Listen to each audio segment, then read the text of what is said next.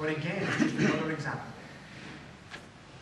Everything around you, in society, all of the pillars, those things we call pillars, are there to help you forget. And the entire purpose of life is just to live, to remember.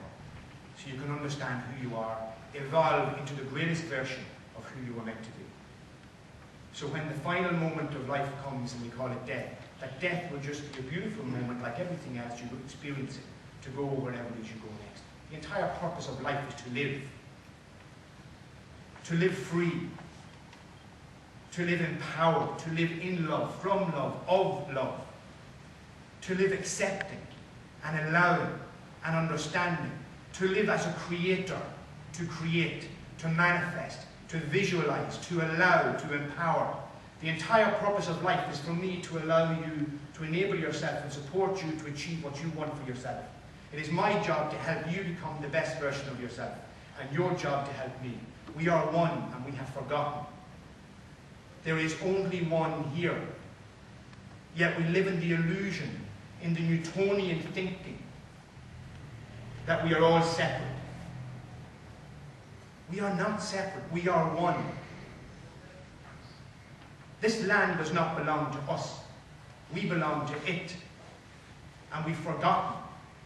And we're fighting over deeds and rights and properties. And while we're distracted, fighting over the right and wrong of the illusion, we are giving up every moment of the possibility to discover who we are. It is very easy to get out of debt. You stop paying the bank. You stop. You learn to become fearless. You learn to understand who you are. You learn to understand where you're coming from, where you're going to, and what is the purpose in this life that you have. And if you're not asking what is the purpose in this life you have, if you are sitting around waiting for something to happen, if you are sitting around waiting for that external force to come and make it all okay, you're going to wake up ill. Depressed, anxious, physically ill, spiritually starved, because what you're doing is you are cutting the umbilical cord from the very source that you come from. You don't owe money. You don't owe money. And we can have a future that doesn't need or depend on money. We can have a future, if we choose to dream it and create it, that doesn't even need politicians or their idea of what is right and wrong. It doesn't work. It doesn't take a rocket scientist to look around and realize that those systems don't work. I had a Fine Gael supporter in a meeting recently who challenged me and said, well, it's easy for you to say they don't work, but Enda Kenny's 40-odd years or whatever is in politics. 40-odd years and you still can't get it right. It doesn't work. It's not meant to work. It's not designed to work. It is designed to keep you stupid and oppressed and under the anesthetic of thinking that they know something that you don't. Do you know the amount of power you give from your own life every time you tune in to believe that someone outside you has more control over your life than you have? When you don't explore who you really are. So let me tell you some of the stories that I experienced that gave me the insight into this. The first moment when I really realized I was onto something. And I began this journey very scared and very unsure of where I was going to go and how it was going to work out. But I have the warrior archetype. I was born the true nature of the Paddy, the Irish fighter.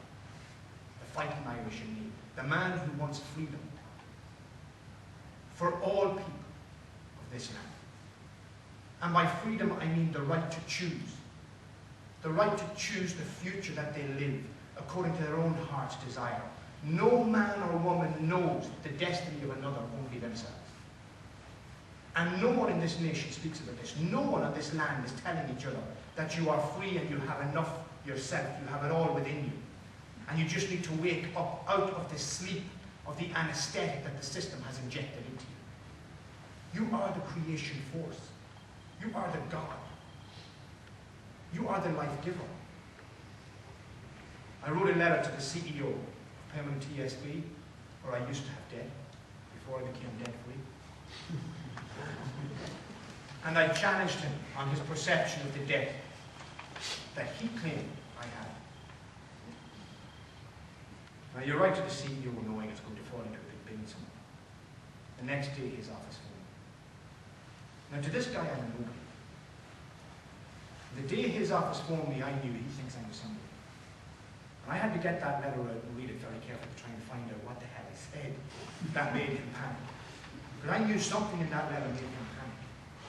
And I said a lot of things in the letter. He asked me would I meet, or his office asked would I meet a representative on his behalf. I said I would.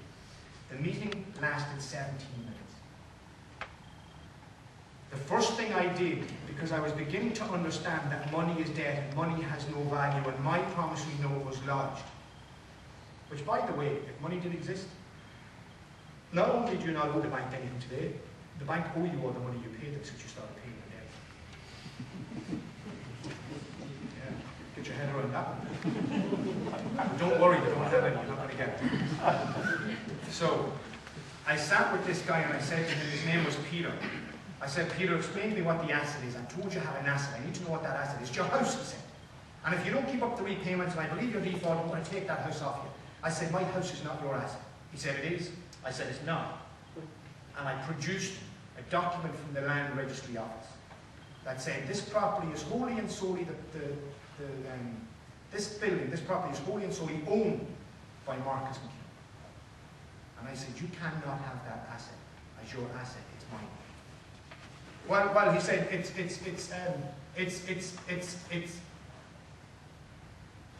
the way it's always been done, he said. I said, well, so now we know the property is not the asset. I'm pretty sure that the debt is not the asset. But how would the debt be the asset? Because the debt is a big hole of nothingness. Well, you signed a contract. You have a contract. I said, I never signed a contract. He said, you have. I said, no. And the conversation continued, and you guys go home and check this out. You have no document at home with the word contract in the bank. Now, according to corporate law in Ireland, you must have a contract. You must have a contract. You have no document with the terms contract. This guy could not answer any of the questions I put to him. 17 minutes later, he ended the meeting. Every so often, he had a legal representative with him, taking notes. Every so often, I'd say something and her head would spin. Her body language was so easy to read. So easy to read. You ask the bank, what's the asset? You ask the bank, is it the intention that those, he or she or it, that provides the capital must get repaid the capital? They will stop answering. Let me give you an example of the only debt I agreed that I would keep, simply because it was a community, what I considered a community debt, was a credit union in Dundalk, which is where I came from originally. And I thought it's the credit union, it's the members' money. I don't want to pick a fight there, it's not fair. Then I discovered the credit unions and their banks. So pardon my French, I thought, fuck them. And I stopped paying them. The credit union within 2 months sent me legal letters promising I'd be in court within a month or 2 months. This is a year ago, still not in court. If you know what to say, how to say it, and when to say it, you stay out of court, your debts will disappear. Why? Because when you know what to say, how to say it, and when to say it, the bank know that you know what they know, and they're afraid that if it goes to court and you win, all of the other stupid people will make it up. It's how the system works. Do you ever hear the old saying, the loudest squeak gets the oil?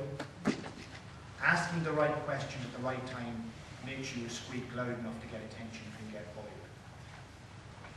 The system is not difficult to overcome. If you take it on your own, the likelihood is it will squash you.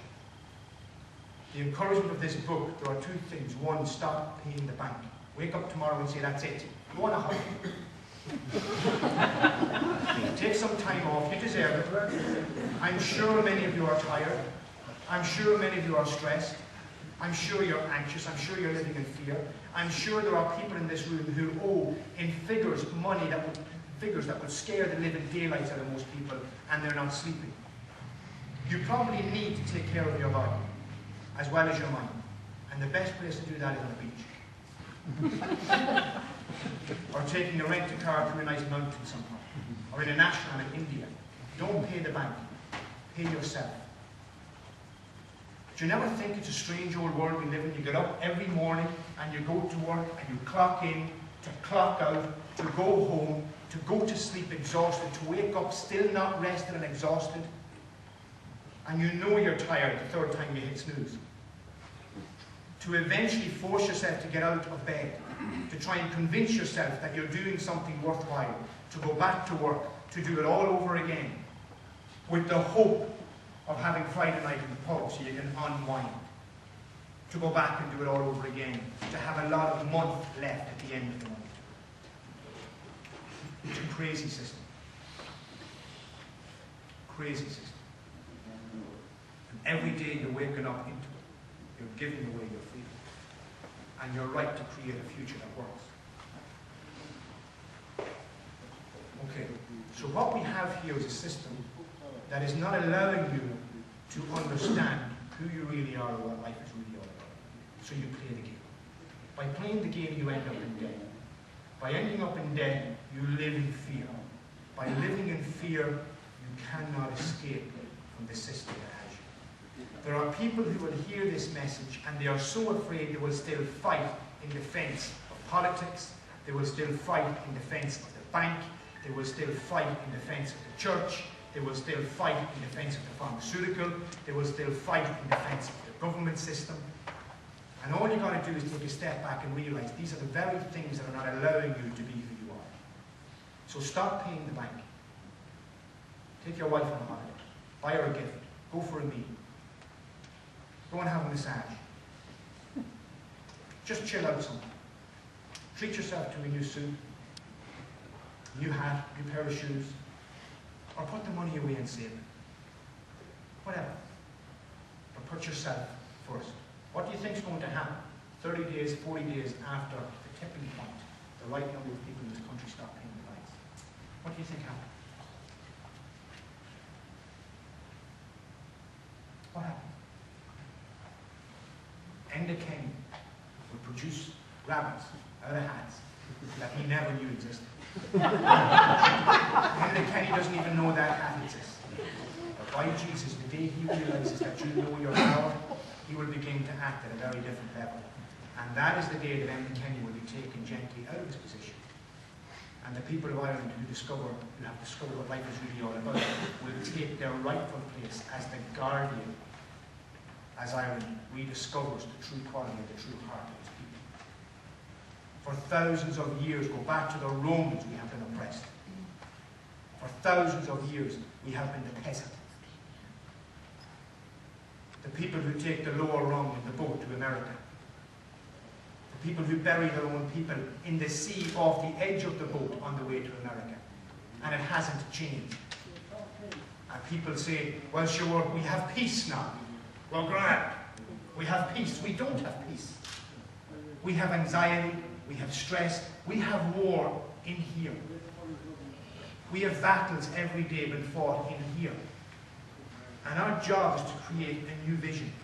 And your job, each one of you,